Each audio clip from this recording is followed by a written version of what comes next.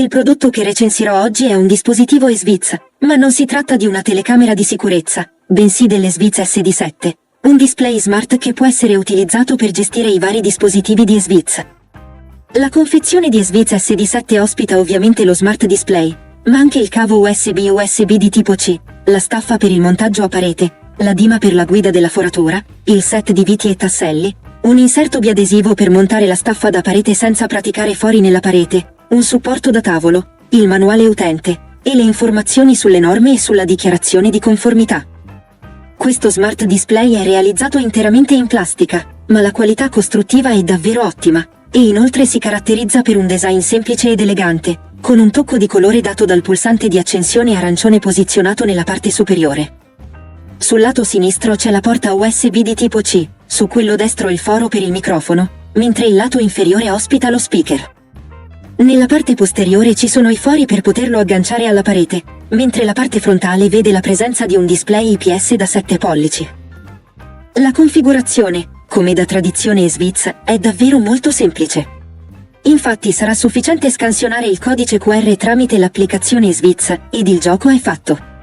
Dall'applicazione sarà possibile modificare le varie impostazioni, collegare lo smart display agli altri dispositivi Esviz, dopo aver dato l'autorizzazione, ed aggiornare il firmware. In realtà si può anche scegliere di effettuare queste operazioni direttamente dallo smart display. Dopo aver configurato l'Esviz SD7 ho subito installato un aggiornamento che era stato rilasciato il 30 aprile 2024, e che andava a sostituire la versione software rilasciata il 18 novembre 2023. Il display ha una luminosità non estremamente elevata, ma adeguata al tipo di prodotto, ed anche gli angoli di visione sono buoni. Ovviamente non si tratta del migliore display presente sul mercato, ma per un dispositivo di questo tipo un display di fascia superiore avrebbe avuto poco senso, visto che non deve essere utilizzato per visualizzare contenuti multimediali, ma solamente per tenere sotto controllo le riprese delle telecamere Esviz, rispondere al videocitofono, e gestire gli altri dispositivi smart dell'azienda. L'interfaccia dell'Esviz SD7 è estremamente semplice, e permette di avere un'anteprima delle varie riprese dei singoli dispositivi tramite il menu per il monitoraggio video, ma anche di gestire i dispositivi smart tramite la sezione dispositivi intelligenti. Con uno swipe dall'alto verso il basso si può accedere al menu che permette di aggiungere un dispositivo, di passare alla modalità ritratto, cioè la visualizzazione in modalità verticale, di regolare il volume e la luminosità. Cliccando sull'icona delle impostazioni si può procedere con una gestione più approfondita dello smart display muovendosi tra le varie sezioni presenti. Dalla voce aggiungi dispositivo, come si può facilmente intuire, è possibile aggiungere un dispositivo. Dalla sezione schermo e immagine si possono modificare le impostazioni dello schermo andando ad abilitare la modalità ritratto, regolando la luminosità, e scegliendo dopo quanto tempo il display deve bloccarsi. Si va da un minimo di 15 secondi fino a 2 minuti. Nella sezione impostazioni audio si può gestire l'audio andando ad abilitare lo stesso, ma anche regolando il volume, e scegliendo la suoneria tra le 9 disponibili, che vengono indicate solamente con il nome suoneria affiancato da un numero che va da 1 a 9, e qui forse l'azienda avrebbe potuto fare uno sforzo, abbinando ad ognuna di queste un nome. Questa cosa non avrebbe cambiato le funzionalità, ma avrebbe dato una maggiore qualità al prodotto. Non manca la sezione rete e ora dalla quale si potrà abilitare la connettività o Wi-Fi, e procedere con la connessione alla propria rete, ma anche abilitare l'impostazione automatica dell'ora. Dalla sezione gestione batteria si potrà scegliere tra la modalità batteria, che manderà il display in stand-by quando non è in uso, o la modalità sempre attiva, con la quale il dispositivo non andrà mai in stand-by. L'azienda ha inserito anche delle indicazioni per spiegare quando è meglio utilizzare una o l'altra modalità, ma le traduzioni non sono il massimo. In questa sezione è presente anche la voce batteria che non fa altro che mostrare la percentuale di carica residua, e cliccandoci sopra viene solo indicato di togliere il dispositivo dal supporto quando è scarico, ma questa è un'informazione superflua, visto che potrebbe anche esserci una presa proprio vicino al display, e inoltre di utilizzare un caricabatterie da 5 volt e 2 A per la ricarica. Diciamo che questa sezione, forse, è stata inserita solamente per avere le 6 icone necessarie per riempire il display quando si accede alle impostazioni. Infine c'è la sezione informazioni firmware da dove si potranno leggere tutte le informazioni sul firmware, si potrà procedere con l'aggiornamento, sarà possibile scegliere di effettuare un ripristino alle impostazioni di fabbrica, e di cambiare la lingua. Tra le varie lingue proposte c'è anche l'italiano.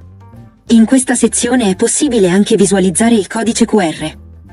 Muoversi nell'interfaccia e tra i vari menu risulta abbastanza fluido, e quindi Svitz da questo punto di vista ha fatto un buon lavoro di ottimizzazione per sfruttare al meglio un hardware che sicuramente sarà di fascia bassa, come sempre in dispositivi di questo tipo prodotti anche da brand più blasonati.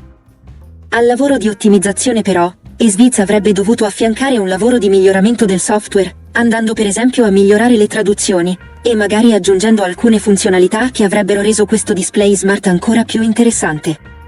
Per esempio Svitz avrebbe potuto integrare un assistente vocale, magari scegliendo tra Alexa o Google Assistant, o per esempio, considerando che questo dispositivo può essere posizionato anche su un mobile grazie al supporto dedicato, avrebbe potuto integrare una modalità per trasformare questo display smart in una cornice digitale, o integrare una pagina per mostrare ora, data e previsioni meteo. Probabilmente l'azienda non ha aggiunto funzionalità di questo tipo per preservare la durata della batteria, ma avrebbe potuto dare la possibilità all'utente di scegliere di abilitare o meno queste opzioni. Oppure avrebbe potuto inserire un piccolo sensore in grado di rilevare il movimento, per far abilitare il display quando qualcuno passava davanti. Con un lavoro di questo tipo di sicuro la definizione di Smart Home Screen, mostrata sulla confezione, avrebbe avuto più senso, mentre con il software attuale si avrà tra le mani un normalissimo hub, che propone opzioni gestibili anche tramite l'app dedicata, e che viene venduto ad un prezzo di certo non economico. L'Sviz SD7 infatti viene venduto su Amazon a 149,99 €, e se vuoi acquistarlo puoi trovare il link in descrizione. La qualità è buona e di sicuro non mi sento di bocciare questo dispositivo, ma a differenza di praticamente tutti gli altri dispositivi Svitz che ho avuto la possibilità di provare, e che in alcuni casi ancora utilizzo, sento l'obbligo di dire all'eventuale acquirente di pensare bene alle proprie esigenze, per capire se ha davvero bisogno di questo dispositivo, o se può accontentarsi di fare il tutto tramite il proprio smartphone e l'app dedicata.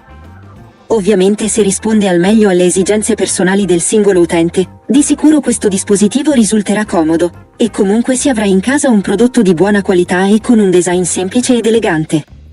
Se ti va, lascia un mi piace al video, ed iscriviti al canale.